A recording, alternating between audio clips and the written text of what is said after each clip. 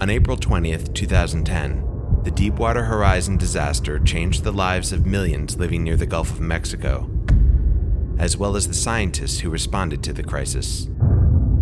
These are some of their stories, intimate portraits of research, innovation, discovery. Welcome, I'm Jim McNamee, editor of Dispatches from the Gulf.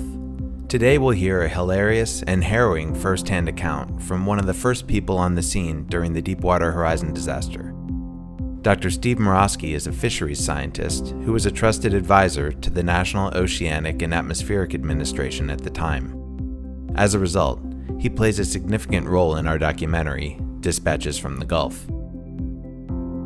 He relayed the following story during an event with Story Collider, a podcast that tells stories of science, in Tampa, Florida in 2016. Over the next few weeks, we'll be collaborating with Story Collider, featuring more of their engaging scientific tales.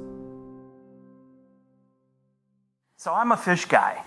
Fish are in my DNA. In fact, if you look behind my ear, no, that's a bad Kevin Costner movie. I've been a fish guy my entire career. Tomorrow will be my 40th anniversary of my vocation, my first real paying job. My first job was in Sandy Hook, New Jersey. I show up on my first day of work. It snowed. Everybody had a snow day but me. I had no idea. So I'm a fish guy. It's my vocation. I've studied fish for 40 years. And it's also my avocation. In fact, most Saturday mornings, if you're looking for me, I'm 5 miles offshore. And it's kind of ironic because, if I look back at my career, I've literally been responsible for the death of millions of fish. And yet, I'm out there chasing them one at a time. What is it about that? And I've asked myself, where did you get this affinity for fish? And it really goes back a long time, back when I was a kid.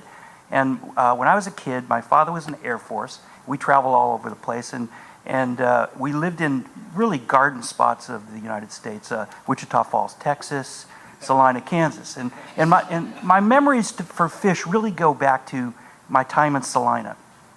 And so we lived on the edge of a big wheat field, and in Kansas, the big water bodies are streams about 3 feet wide and maybe 2 feet deep.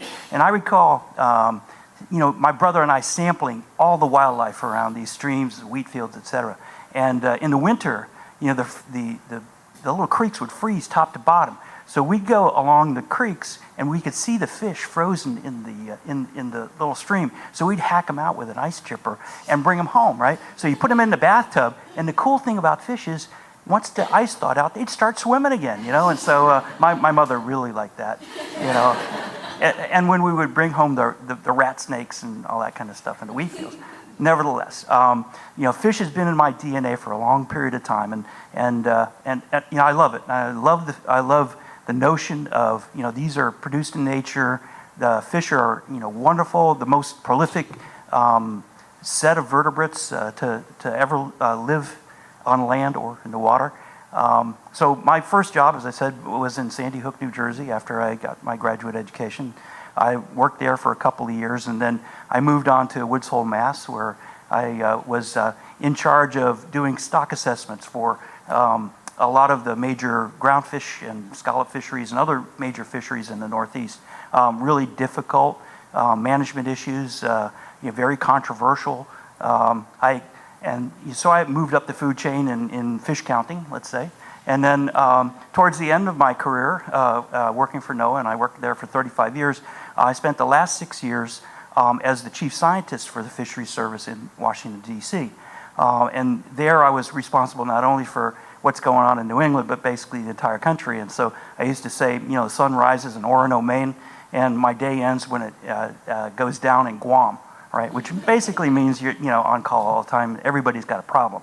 So I'm working in my job as chief scientist at fisheries, and I went to this conference in Japan. In fact, it was in the town of Sendai, which you may recognize as where the big tsunami was. In fact, it was 1 year after the Deepwater Horizon.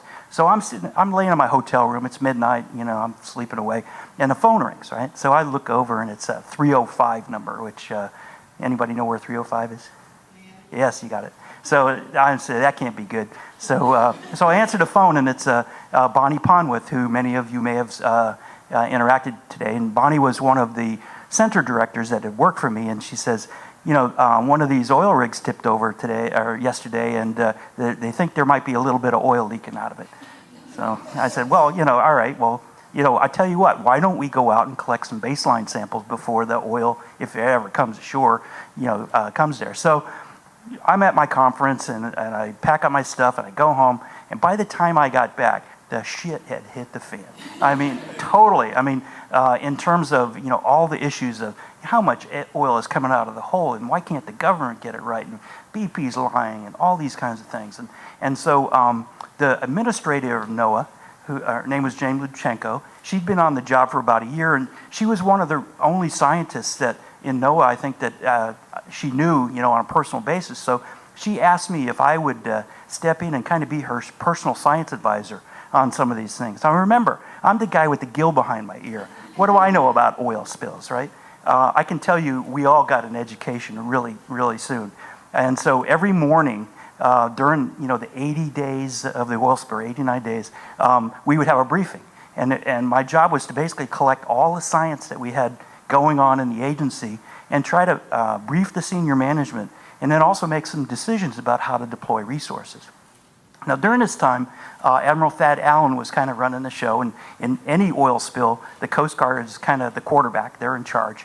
And Admiral Allen testified in Congress, and I always remember this phrase. He said, "We are dealing with an omnidirectional and indeterminate threat." And I thought that was just a beautiful summation of shit hitting the fan, and it was exactly right. Because, traditional oil spills are like a ship hitting a reef, right? So the oil comes up to the surface, you got problems on the coast, you don't really need to predict where it's going to go, or, you might go down the sound or something like that. In this case, we had no idea how much oil was coming out of that hole. There was no instrumentation. We were getting bits and pieces of information. There were issues coming up like, for example, you're trying to shut that well off. So you got a relief well being dug right next to the well that sunk. And so you got all these vapors coming up, like Kendra described. And so we were interested in worker safety. And not only worker safety, but as this stuff came ashore, what about the general populace? And so there's questions about air quality. There's questions about water quality. There were questions about seafood safety. And that is, closing areas so that the tainted fish, my friends, wouldn't get to the marketplace. As it emerged, it was not only about predicting, when the oil was coming to the surface, where it would go, in terms of the winds, because that's very important for basically picking up the oil that you can, but also with this new issue that had never been described before of subsurface plumes going in different directions. Now we have a totally indeterminate threat because nobody knew what it was. And so we're trying to marshal resources to basically take care of this 3-ring circus, which happened to be like a 9-ring circus in terms of trying to get a handle on a freight train that was leaving town at a very fast pace. And of course, the public's interest in this was fueled by CNN and all the other news organizations who, their thing is they're trying to make an instant judgment about what's going on. And that's not the way oceanography happens. I mean, the tools we have are very methodical, and they don't lend themselves to all of this. So there were just an enormous number of issues. And as it developed, one of the big issues that came up was, the current system in the Gulf of Mexico, where it comes up from the Yucatan and it goes up to New Orleans and goes down through the Florida Straits, the so-called loop current. Would that take the oil from up around the rig up in Louisiana and bring it, number one, to the Florida coast, and number two, around the Florida coast and perhaps up into the Atlantic? And so we started doing surveys, and Kendra described one of the surveys that was funded by the process with the USF scientists. And it basically, in terms of making projections, it looked like the oil was heading not only into the U.S. zone but also the territorial zone of Cuba. And so we wanted to mount a cruise, with a research vessel into the Cuban exclusive economic zone. So the State Department asked the Swiss mission that's the way we were doing it back then, in Cuba, if the Americans could come and sample in their zone. And surprisingly, they shot right back and said, of course. Like, okay, they were worried about the oil spill. I guess they watched CNN in Havana or something like that. And so we got permission to do that. So we mounted this cruise out of Key West, and we go into the Cuban zone, and immediately there's a raft full of refugees trying to get to the United States. And so the rule of the sea is you got to pick them up, right? So the last thing we want the Cubans to think is we go down there just to pick up refugees, right? So now you talk about a dilemma, and this, right up to the White House. What are we going to do with these people? Right? So you have to pick them up.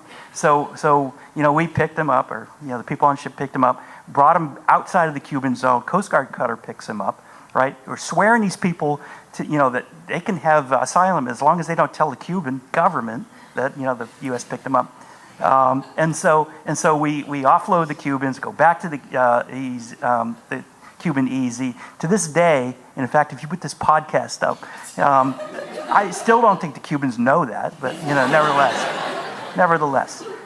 So that was an important milestone, an important issue. We basically showed that the oil had not got down that to that level. So that was really important. The other kind of vignette I wanted to tell you about was the final days of closing that well down. Now, you can remember at least people that have at least some recognition of the events that played out. There was no playbook for trying to end that oil spill. The types of devices they were inventing, most of them didn't work because of the extreme pressure and the low temperatures. They would try to put a cap over the top, and what would happen was you'd have all these hydrates that would form in the deep ocean water of methane and clog up the pipe, right? So they'd never dealt with a thing like that before. So somebody got the bright idea and said, look, the blowout preventer doesn't work, but the oil is still coming out of the top of the blowout preventer. So why don't we put another one right on top of the old one? And then, one with actually had batteries that worked, and valves that shut it off and all that kind of stuff. So that's what they did. So they put another blowout preventer on top of the other one. And so the idea was to basically turn the faucet off. Well, the problem with that is you've got this well flowing up, and if you screw it down too quickly, what's going to happen is the pressure is going to build in that long pipe casing that goes down 18,000 feet below the bottom of the ocean. And what if you got such high pressures that it burst out? That casing burst and all the oil was gushing out into the rocks. That would be basically the worst case scenario, because you could never get control of a well like that, because it would the entire formation potentially could kind of drift out of the rocks. So how to do this, right? So everybody's extremely nervous about actually closing that well. And of course, there's a lot of pressure. Got to close the well. Got to close the well.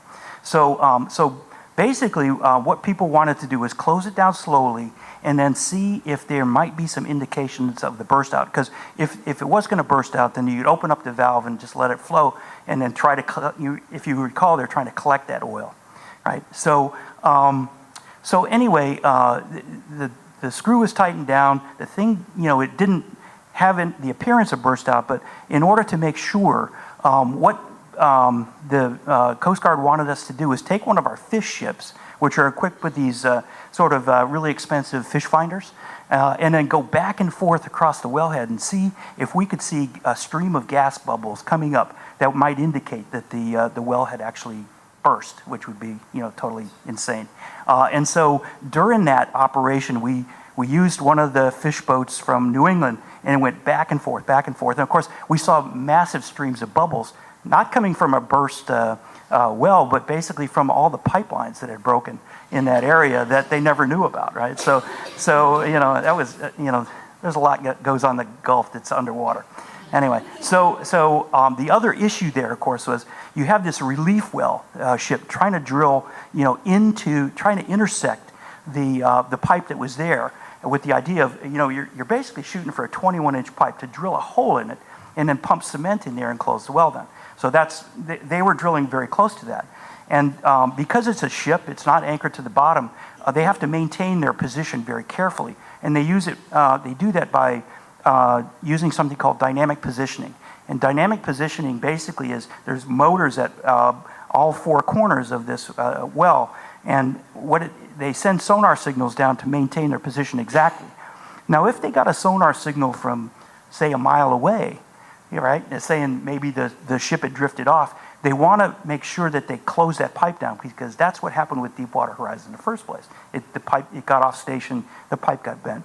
And so what it's programmed to do is use something called a ram shear, which is basically a big pair of scissors, and cut that pipe, right? So the last thing we wanted to do was, if we had a sonar going back and forth, and in fact it was the same frequency as the dynamic positioning in the relief ship, that we would send an errant signal and they would shear off the pipe, right? And so we're right back where we started. Needless to say, that didn't happen. And I think you all know the rest of it. So in the ensuing 5 years, I retired from NOAA after that event. It was very traumatic, and whatever. And so I've gone to fish therapy the last 5 years here in St. Petersburg, and my career and my students and I have been studying the fish. And we're looking at health effects, and it's really kind of a wraparound as far as looking at the long term. I love the Gulf of Mexico. It's an interesting place, and more to the point, I have never had to chip any fish out of the ice.